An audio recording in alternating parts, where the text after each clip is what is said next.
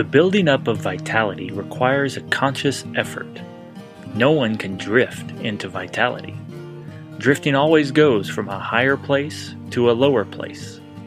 In this episode, Brother Andrew Yu continues his fellowship given on February 2nd, 2008, reminding us of the subtle danger of drifting and how imperceptibly it can carry us away from a vital living if we do not set proper goals. If you would like the full audio, you can always find it at livingtohim.com. So what I'm trying to do is not to ask you for another meeting, to ask you to change anything in the church life. What we're talking about is the way you live. And what I'm telling you is not just something to impress you, to give you a vision. What I'm trying to say is we need to change the way we live. And the only way that we can change the way we live, according to this message, is that we have to set a proper goal. If you don't have a proper goal, then you will drift. And so I would like to present to you that all of you, wherever you are, will set yourself a goal. Even if that goal is not that spiritual, set yourself a goal. This is 2008 when we passed 1 month already, and we have only 11 months left. And it's very fast. Before you realize it, all those 11 months will be gone, and you'll be contemplating 2008. And you think that you have a lot of future before you. But before long, 60 years, like $60, 1 year is $1, and you lose 1 year, and then you lose $1. And that bank is not forever. And so you have to catch your time. In Matthew chapter 1, it talks about the 42 generations, but it skipped a few generations.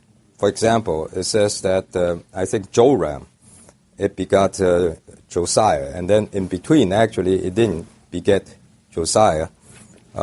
It beget somebody, and then somebody beget somebody, and somebody beget somebody, and then somebody beget that Josiah. What happened was the 3 generations that in between, they were all just completely wiped off because they were just Joram, he married the daughter of Ahab and Jezebel, and that brought in just sin in the family, and so 3 generations just wiped off completely, useless, no more. That time is gone, and so we have to make sure that we set goals, and the goal, we have a proper goal. Then you will be a vital person, and if you're a vital person, you can pick up whatever responsibility there is in the church life. We want to pass on the responsibility of the church life to you. We're getting old, and when Brother Lee, he perfected us, we're at your age. And now you're at that same age when Brother Lee perfected us. You should bear the responsibility of the church. But if you're not a vital person and if you're a drifting person, then it's useless for me to pass on the baton to you. If I pass on the baton to you, you don't even have the strength to pick up the baton. And so we're not talking about the transfer of responsibility. We're talking about the building up of vitality. Build up your own vitality, and so you need to consider, what are you going to do? What do you want to do? Do you really have a goal? If you don't have a goal, then you're drifting. I bought a GPS system, and a lot of people now, they use the GPS, they know that you got this thing called a waypoint. And the waypoint is, if you want to go from here to, say, if you want to fly from here to San Francisco, then that's too far a goal. So you set up some waypoints in between. And so you reach the first waypoint first, and then from the first waypoint you get to the second waypoint, and the second waypoint you've got to go to the third waypoint. The same thing if you're hiking. If you go hiking, you want to hike from here to, say, like the San Bernardino Mountain. Then you set up a few waypoints, and then you put it on your GPS. So you go to your first waypoint, and by the time you get to your first waypoint, then you go to your second waypoint. And by the time you get to your second waypoint, then you get to your third waypoint. Well, You need to set waypoints in your life. Some of you say, well, I'm financially in the hole. I got 7 credit cards. I never know how to pay it. Well, at least set some waypoints from now until the first quarter is over, or your first quarter is over. I like to propose that for the next 3 months, you set some waypoints. And of course, the most important waypoint is a spiritual waypoint. And I proposed 7 when I was having the perfecting training. Number 1, have a schedule. Not having a schedule is a problem. Number 2, have morning revival. Build up or recover. Or morning time to be with the Lord. Number 3, read some ministry material in a consecutive way. Make a plan of reading through the Gospel of Matthew, a plan of reading through the whole New Testament. If you don't make a plan, you'll never get it. You'll miss that boat. You'll drift. You'll be 60 years old and you'll still be saying, I wish I could read through. I wish I could do that. And number 4, have a plan about how you build up your prayer life. Your prayer life is more important than your exercise life. Some people make a resolution to build up their exercise life. Your prayer life is more important than your exercise life.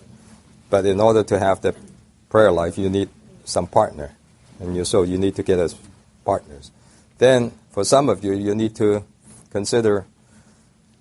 start picking up the church life. You have been losing the church life for many years, or erratic. Then you got to say, okay, the next 3 months, I'm going to make a waypoint. My next waypoint is I'm going to be consistent with the church life. Then some of you need to make a waypoint that you need to put your financial situation back in shape. It's all out of control. Now you need to put it back into control. You control it instead of it controlling you. Instead of the credit card controlling you, you control the credit card. And the only way you can do it, when people come to work at the Living Stream, I say, okay, do a list. How much you need for the room, how much you need for food, how much you need for gas. Just list that. And after you list that, then the bottom line is what you need. And for every item, you just pray about it. That's how I set your salary. Not by your degree, not by how many years you work, not by your qualification, but by you going through the Lord in every item of your life. Then, of course, your offering is one item of your life that you have to pray about. And don't think that this is a small thing. Financial planning involves planning. If you don't plan, you will never have a proper finance. The reason why people, they drift, their pocket have a big, huge hole, is because they never have planned. They just go walk into the shopping mall, and then the current comes, and before long, the money got all out of their pocket. And if you walk into the department store, that's fine. I'm not saying that you can't do it. But walk into it with a plan. This is how much I'm going to spend, and no more. Even though I like it, I'm not going to be carried by the current. That is not just good spiritually. It's just good. It's good for you as a human life. And the reason so many young people, their finance is a mess, is because they never have a plan. You have to have a plan. You must have a plan. Then you stick to that plan. Well, if you never have a plan, that's why your finance is in a shambles. Sometimes I just amazed how people said, I can't get by with X amount of dollars. Wow. So why is that? Well, all right.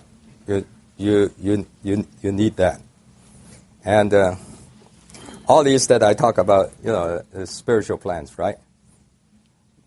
I would say, even if you don't have a spiritual plan, just to have a plan. I plan to lose 15 pounds. Good. Because when you start losing 15 pounds, you will start be exercising the way you eat, and you will be exercising the way you sleep, and you will be exercising the way you exercise, and you will be exercising your life. And that indirectly is good for your spiritual living. The worst is to have nothing. Let it drift along. And that's the That's the spirit of this age, and we got to overcome that. That is, unfortunately, has invaded the church life, and our entire generation of young people is in limbo. You know, it's in a kind of what's that disease that Rick was talking about Wednesday? Huh?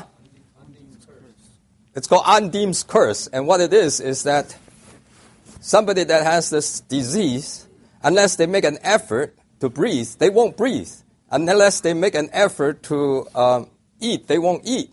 It's that if they don't make a conscious effort, they'll just die. Well, I tell you what, all of us are on this Andim's curse. All of us. By Adam's fall, you get into this Andim's curse. It's more serious, less serious. It's just a matter of degree. When you get to that Andim's curse, real medical Andim's curse, it's outwardly manifest. But right now, every one of us, as long as we're in Adam, we're in the Andim's curse. And if you don't exercise, you just drift along, and you just, even in your physical life, it's the same.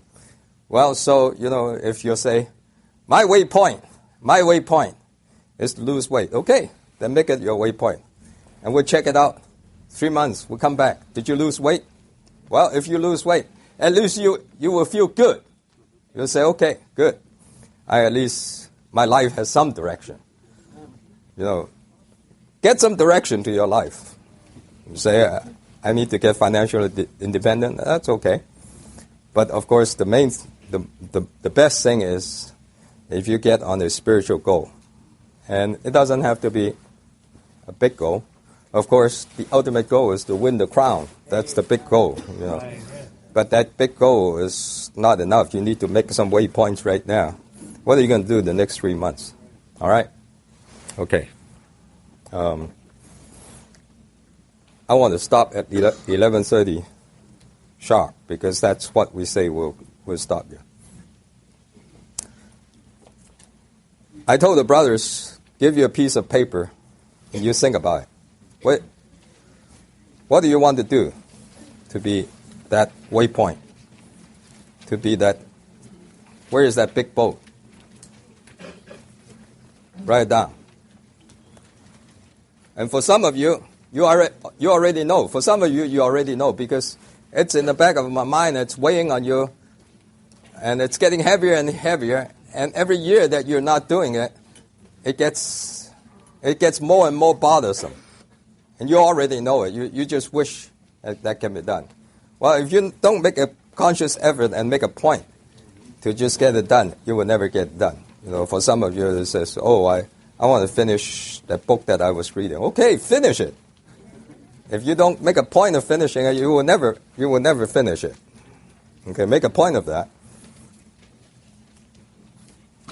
Then write that down. And then what I'm going to propose is we're going to divide into groups. And I want you to do 2 things. Number 1, tell everybody in the group what your plan is. And number 2, tell everybody or identify who is going to monitor your progress. Ask somebody to monitor it. Right. You know, here, listen. I used to think that the Nazarite vow is for a whole lifetime. Nazarite vow, you know, don't drink the wine, don't shave your hair, don't touch the dead people. I used to think that it's for a whole lifetime. Then I read the footnotes. It says it's only for 7 days. That Nazarite vow is for 7 days. After 7 days, you have another waypoint. You make a commitment only for 7 days, only for 1 week. And it has 21 verses talk about being a Nazarite. And of the 21 verses, 12 verses, more than half, is talking about what you do on the day when that vow is fulfilled. In other words, it sets a clear goal, which is not very far away, which is not 10 years. It's 7 days. And then it sets a clear mark on that GPS. But it says in verse 11, it says, in the middle, if you get defiled, then all the days become void. All the days past become void. I don't know whether it's starting from the day that you get that you get defiled, or whether it's the whole 7 days that get void, that get forfeited. One Darby says forfeited at that period. Then you got to go to new start, fresh beginning. Maybe some of you can study it and then can come back and tell me. Like, for example, I start the vow on Monday. Then I broke the vow on Thursday. Then by Saturday, I make an offering. Well, does it mean that from the day that I broke the vow, those 2 days got disqualified, ruled out, blocked out of the book? Or does it mean that the whole period from Monday on got blotted out? I don't know. So maybe some of you can find it out. But anyway, the days that you defile, those are the days that they become void. They become null. They become forfeited. And you don't want to get to the end of your life and you become old and found out that all of that is forfeited. So that's no good. So how about that? Amen. Would you say amen to that? Amen. Set your life in the right course. Have some direction. The worst is just to sleep into death. Sleep yourself into the coffin. Sleep yourself into unconsciousness. You know, they said diabetes. If you don't do something about it and your kidney start malfunctioning and you start sleeping into death. Sleeping into death. That's a beautiful dying. You start losing consciousness and you start going away. Well, we need to change that. Don't be in that. You know what? I have the big confidence, not in assigning you to be elder so-and-so, you know, Brian Preston. Now you're elder so-and-so, Mitchell, you're elder so-and-so. Yesterday you're this kind of person. Today you become an elder. It doesn't make you a different person. Just by calling you elder pastor won't make you a different person. We're not for that. You know, that doesn't mean a whole lot. What it means is the way we take care of our children, the way we take care of our time, the way we take care of our finance. That's what I'm interested in. That's what I'm interested in. I'm more interested in those that are not going to the full-timers training than those that are going to the full-time training, because that's where the challenge is. It's when you have a kid, then the kid cry all night long, and you have to be an overcomer, and you still have to take control. Take control not of your kid, take control of your life. And when the kids grow up, and they want this, they want that, and you said, his friend or her friend has this and has that, and my kids don't have that, and then you have to take control, you know. That's what we're talking about. Anyway, let me do this. I told you to write down something. So write down something. Even if it means a very small waypoint, but just mark a waypoint. When I bought that GPS, it tells me to mark a waypoint. Mark 3 or 4 waypoints. That becomes your, you know, in piloting. You mark the waypoints, then you put a straight line between where you are to the next waypoint. That becomes your flight path. That's how the flight path is being determined. It's determined by the waypoints. So do that. And then we'll have, let's say, 5 to 10 minutes for some of you. I know some. I was meeting with some of them, some of the brothers, about 5 or 10 of them, so they can share something about what this burden is all about. It's not just a message; it's a burden to all of you.